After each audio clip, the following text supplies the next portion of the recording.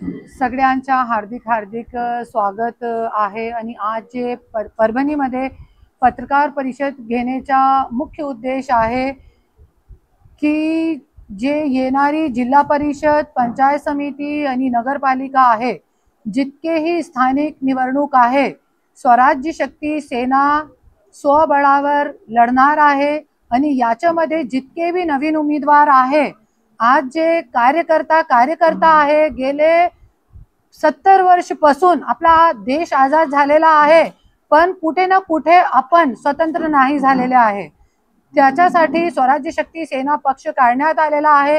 आणि आज खूप मोठी गोष्ट आहे, मी कोणी असे एक खूप मोठे घराण्याची मी सून आहे, तरी पण मला पक्ष कसाला काढावा लागला, क्योंकि जरी एक मंत्री नवरा आपली बायकोला जरी जेलमध्ये टाकू शकतात, तो कार्यकर्त्यांची काय अवस्था आहे हे जेलमध्ये आणि सगळीकडे कार्यकर्त्यांना मी बघितलेली आहे। आज परिवारचे लोक असो किंवा कार्यकर्ता असो, शेतकरी असो, जास्त आवाज तुम्ही काढले, जास्त तुम्ही पुढे गेले हे मंत्री संत्री आमदार लोकांचे, तर तुम्हाला जेलमध्ये टाकण्यात येत आहे। त्याच्यासाठी हे स्वराज्य शक्ती सेना पक्ष काढलेला आहे।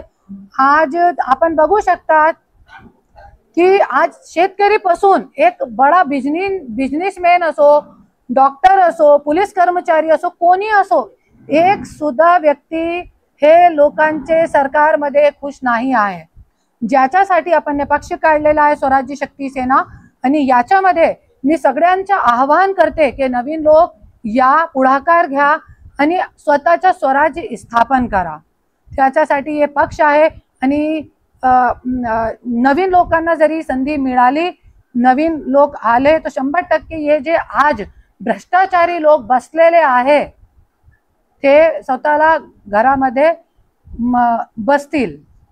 त्याच्यासाठी सगळ्यांना मी हात जोडून विनंती करते, नाही तो आमदाराचा मुलगा आमदार, खासदाराचा मुलगा खासदार। आणि आज आपल्याला एक दिसतोय एक पिक्चर काय आहे की आज जे राष्ट्रवादी पक्ष आणि बीजेपीने जे खेळी मांडलेली आहे ते काय आहे, एक घरामध्ये 2 उमेदवार उभे केलेले आहे।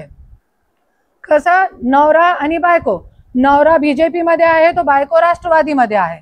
भाऊ आणि बहीण परलीमध्ये, भाऊ राष्ट्रवादी मध्ये, तो बहीण बीजेपी मध्ये, असे सगळीकडे आपले मोहर बिछून ठेवलेले आहे। अरे आप जाओगे तो तुम्ही जाणार कुठे? तुम्हाला इकडे गेले बीजेपी मध्ये मतदान केला तो भी हे लोक जिंकणार, राष्ट्रवादीला केला तो भी हे लोक जिंकणार।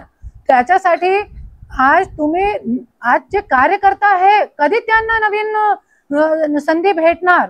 त्याच्यासाठी हे पक्ष काढलेला आहे। माझी हात जोडून कडकडीची विनंती आहे, मी तो एक महिला असताना मी एक प्रयत्न करते, पर जरी 100% सगळ्यांनी मिळून हे निवडणूक लढली तर 100% आपली विजय होऊ शकते। नाही तो तिसरी पिढीची जे गुलामी आहे सगळ्यांचे पक्षांचे, बघा तुम्ही, तिसरी पिढीची गुलामी जी आहे आपल्या समोर आहे। सगळे लोक आपली तिसरी पिढीला आता पुढे करणार आहे आणि केलेली पण आहे, तुम्ही बघू शकता। त्याच्यासाठी तुमच्यावरती आहे की तुम्हाला तिसरी पिढीची गुलामी करायची आहे की स्वतःचा स्वराज्य स्थापन करायचं आहे। धन्यवाद।